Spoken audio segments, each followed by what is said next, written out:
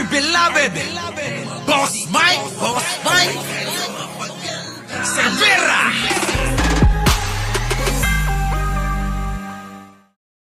Yan, game. Ano masasabi mo dyan? Kasi nagpapakita daw si Mayor Guo ng mga litrato ng bata siya. Ngayon, bakit hindi nga masagot yung mga iba? Ikaw na, alam mo naman yan. Anong ibang Di ba hindi gusto masagot? mong issue yan?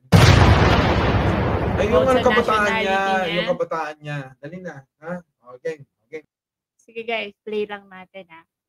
Baby, ikaw na dito. Mga picture lang to ni Alice ko nung bata siya eh. Hoy, Arnold Lopez, hindi nga ako sabi si Mima.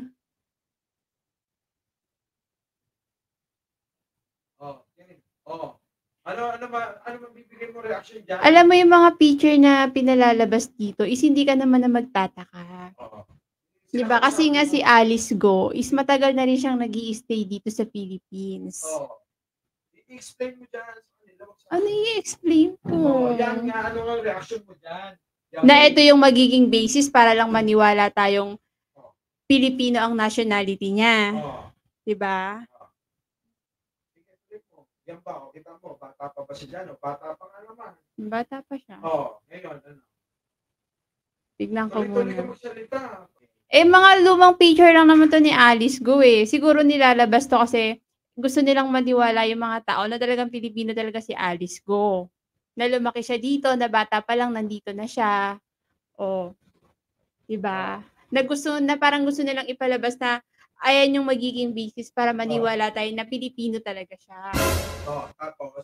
Kung tutuusin, ang dami ng evidence para sabihin hindi naman talaga siya Pilipino. Ano pa pa kailangan i-explain dito? Nakakapagtaka na nga lang yung sa Senate kung bakit sila nagpo-focus lagi sa nationality nito eh. Ang dami naman ng evidence bakit hindi sila pumunta dun sa Pogo, issue sa Pogo. Alam na nga nating lahat na hindi talaga Pilipino si Alice Go. Marami na nga ring evidence, di ba? Kung hindi man tayo makakuha sa kanya ng tamang sagot, wag na tayo mag-expect ng totoong sagot kasi ang taong sinungaling, once na nagsinungaling yan, wag ka na umasa ng totoong sagot yan, sinungaling niya eh. Nagtataka lang ako sa mga Senado kung bakit sila nagpo-focus sa nationality na tong mayor na to. Na mas marami naman na silang evidence para ikulong to dun sa issue ng Pogo. Di ba? Yun lang. Ewan ko kung bakit pinapatagal pa nila, ba't hindi pa nila ikulong yan? Ilapit mo yung mic mo dito. Yan. Okay. Tuloy. Di ba dapat siya kinukulong na kasi marami ng evidence laban sa kanya dun sa issue sa Pogo na involved naman talaga siya doon. Game. Masyado silang nakafocus sa nationality nitong tao. Ilapit mo yung buwang mo sa mic. Sige, scroll. Yan, sa tingin mo, ilang taon na siya dyan? Nasa 20 plus. 20 plus siya dyan? Yan. Ganun ano ibig din. sabihin yan? Stop mo. Naka-yellow siya eh. Parang uniform. Oo nga. Sa tingin mo? Anong ganap dyan? Ano sa tingin mo dyan? Yan ba, parang tumutulong siya sa mga kababayan niya? Siya ano? Pwedeng ganun. Pero alam mo, regardless naman kung anong ginawa niya dito nung mga ilang years na nagstay siya. Diba? Wala na tayong kung anong ginawa niya, tumulong siya, whatever. Ang issue dito is, hindi siya Pilipino, involved siya sa Pogo. So, diba? Hindi naman na natin kailangan nalungkatin yung ilang years na pinagstayan niya dito sa Pilipinas kung anong ginawa niya, ganyan. Kasi may mga evidence na tayo laban sa kanya eh. Alam na, sa Pogo nga, na-involve siya doon, di ba? May evidence na doon na. Kaya nagtataka ako sa, kung ba't hindi pa siya kinukulong, hindi pa siya hinuhuli. Ano pa bang kailangan nila malaman? Evidence? Yung nakapangalan sa kanyang bill ng kuryente, sasakyan, nakaparada. Di ba? Tsaka di ba nga sino nga yung kaano niya nagtatago na? Nagtatago? Yung kasama niya, yung in-check. Nagtatago na yun. Lapit mo yung mic. Miss Jen, sino yung nasa likod mo? Yung hindi ko kilala yung nasa likod ko, sino ba yan? Ako ang anino! Anino. Game. Hindi ko po kilala yung nasa likod ko eh. Ano pa, baby? Yun nga, ano nga? Hindi kasi natin kailangan halongkatin itong mga pictures na to. Wala nang yan, saysay yan. Wala nang saysay. Para saan pa ba yan kung babalikan natin yung mga pictures niya? Kung ang issue natin is ngayon na. Nandito na, Sa mga panahong to. Ay, mga pictures na yan, dati pa yan eh. Dati pa yan. So wala nang silbi yan, gano'n. Oo, di ba? Dagdag lang yung magiging evidence, dagdag kasinungalingan lang yan. Mm. Magiging gagawin lang nilang ebidensya yan pantapal sa mga kasinungalingan nila. Para saan pa ba yan? Ngayon, meron pang issue sila. Ano? Yung mga vlogger daw, nawawalan na ng tiwala yung mga tao sa mga vlogger ni Duterte kasi daw puro fake news. Tulad niyang ginagawa ni Maharlika, ano masasabi mo, Ron? Unang-una kasi dapat, hindi naman kasi dapat talaga naniniwala. Hindi naman kasi dapat talaga naniniwala. Hindi nila ako narinig. Ang sabi ni Mike Cervera, may mga vlogger daw sa DDS na unti-unti nang nawawala ng tiwala. Kumbaga hindi na naniniwala sa mga sinasabi nila. Ang sabi ko nga, 'di ba, unang-una, hindi naman talaga dapat sila naniniwala. Bakit paulit-ulit ang sinasabi nila, bukod sa nakakasawa, hindi na rin nila alam kung ano dapat nila paniwalaan. 'Di ba?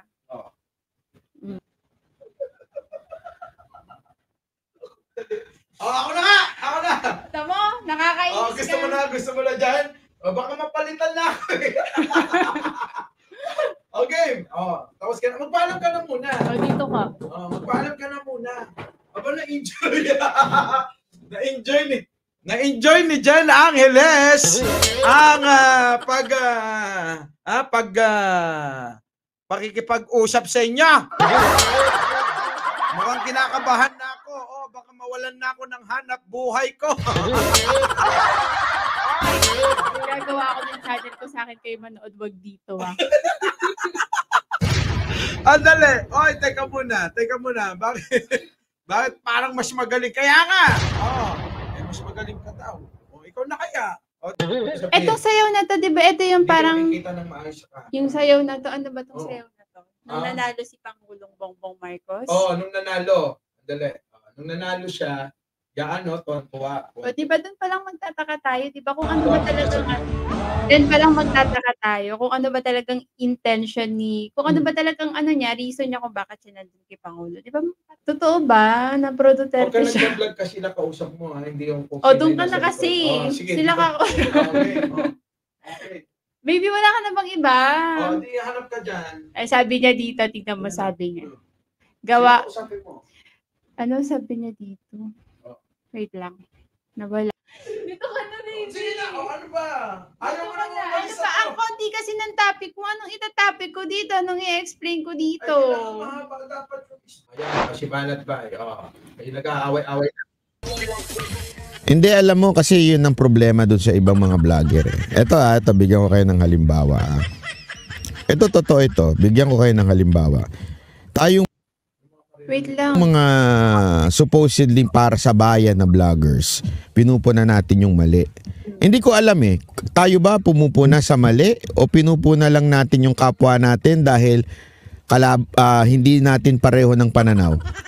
Alam mo si Banat Bay, kahit papano yung mga sinasabi nito may sense Pero dapat ang una niya sinasabihan niya si Maharlika. Kaaway ba niya si Maharlika? Hindi ko alam. Magkaiba po kasi yun. Okay? Dalawang klase ng pagpuna. Pinupuna mo yung kapwa mo dahil mali o pinupuna mo yung kapwa mo dahil magkaiba kayo ng pananaw. Magkaiba yun. Ayan yung sinasabi ko. Ayan yung sinasabi niya is example yun ng ginagawa ni Maharlika. Hindi naman pinupuna ni Maharlika yung iba dahil alam mo yun, paano masabi niya dito? Hindi natin pareho ng pananaw. Magkaiba po kasi yun. Okay? Dalawang klase ng pagpuna. Pinupuna mo yung kapwa mo dahil mali o pinupuna mo yung kapwa mo dahil magkaiba kayo ng pananaw. Example ng pangalawa yung sinabi is si Maharlika. Ang daming pinupuna ni Maharlika dun sa iba kasi alam mo parang ini-insist nga nila na paniwalaan sila na dapat yung pananaw nila is pananaw din ng ibang tao. Kapag hindi mo pananaw yung pananaw niya, talagang galit siya sa'yo. Diba? Ganun yun. Magkaiba yun. Okay? Kung pinupuna mo lang yung kapwa mo kasi nandun siya sa mga pulahan o di kaya nasa pink, mababaw ka. Pero kung pinupuna mo sila dahil mali sila, yun ang tama. Alam mo dati sa politics, Pag may kunyari after election, tapos may nanalo ng president, wala naman ang nag-iingay ng ganyan. Ngayon lang naging maingay. Kasi si dating Pangulong Duterte mismo, ayaw niya rin manahimik. Kaya yung mga galamay niya, hindi rin nananahimik, di ba? Alam mo, parang pag tapos ka na, manahimik ka na. Hindi ka pa ba naging okay dun sa 6 years na naging president ka? Parang nirespeto naman ng taong bayan yun, nirespeto naman ang side ni Bongbong Marcos yun na naging president ka. Bakit parang pag sila na ayaw nyo, parang hindi na nila matanggap? Bakit nga? Ano masasabi bakit? Ayun nga yung gusto ko malaman, bakit? Kasi sa dami na nanalong Pangulo. After election, pag umuupo na sila, wala naman nang nag-iiyakan sa paligid nila na kalaban. Kasi katulad nung time ni 'di ba sino nga yung kalaban ni nung mga Dilawan, yung kalaban noon. Nung Dilawan pa, nung Noynoy, 'di ba yung mga kalaban niya.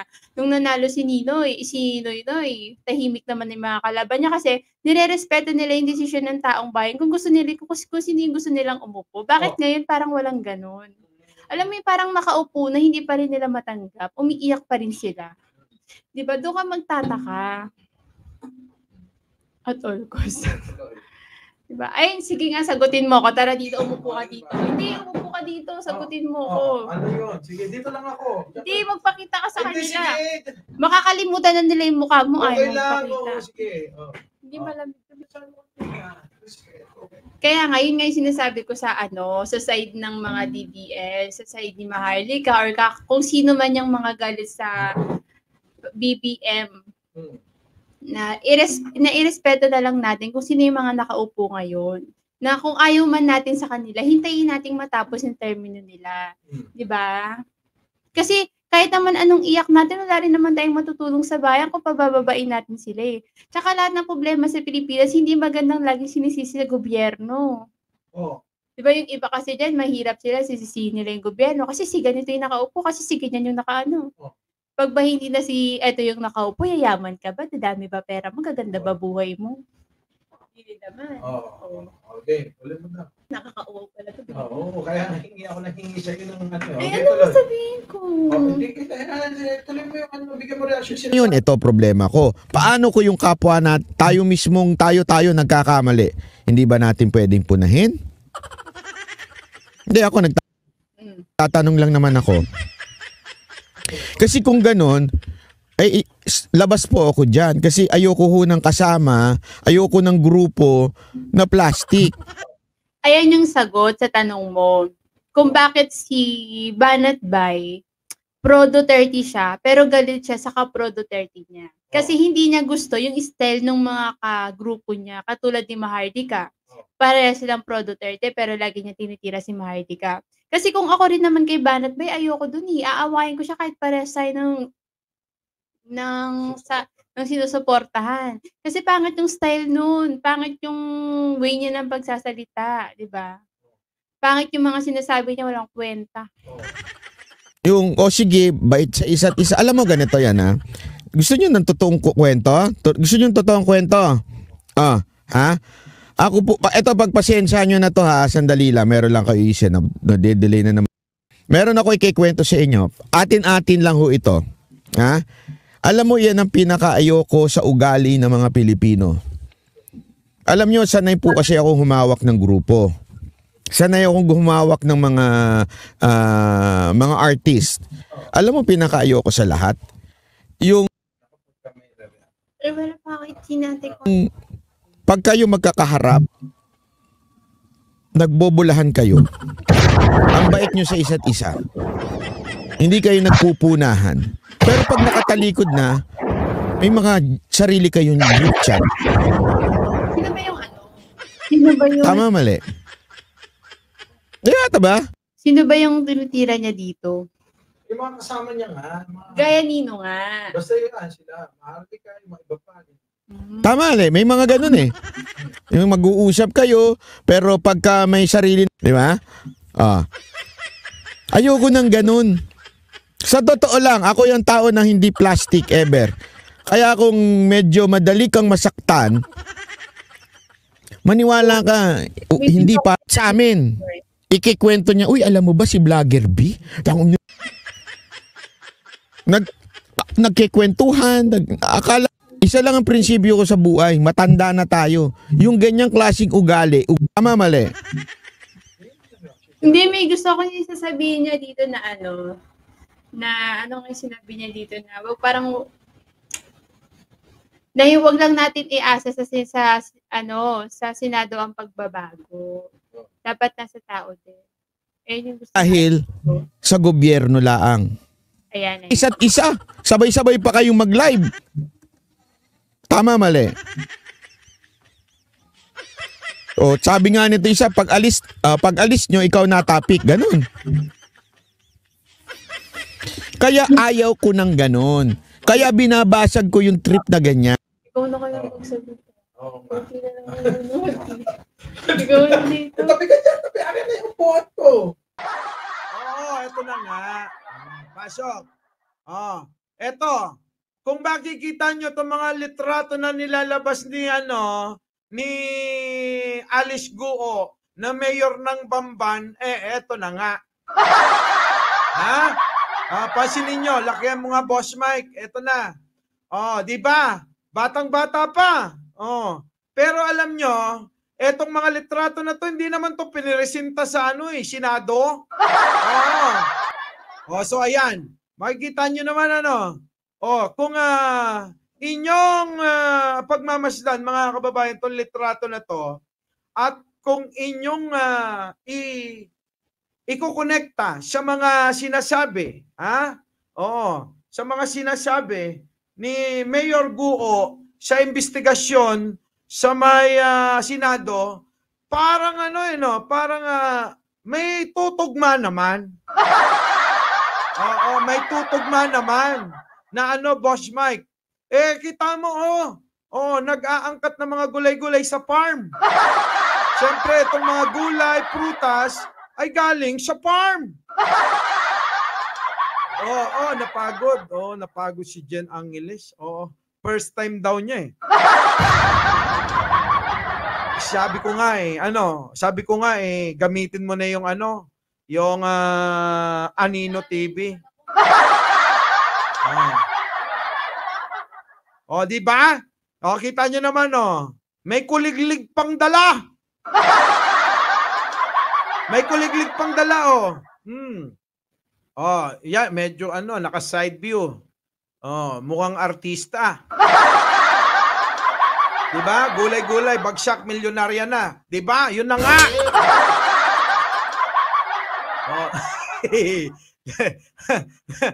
Anong last mo na yan?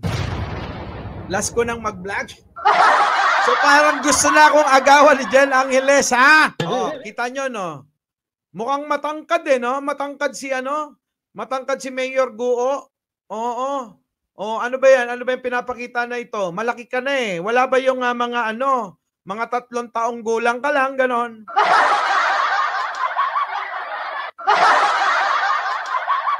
Toy, Boss Mike. Ano pa? Next. Di ba? Ugali niya talaga yung dumila. Huwag na kayong magtaka kung bakit yan pag kinakausap nakadila. Kasi tignan nyo naman, dila ng dila. Napintas sunakit. Yun ulit. Naulit. Yan. Yan,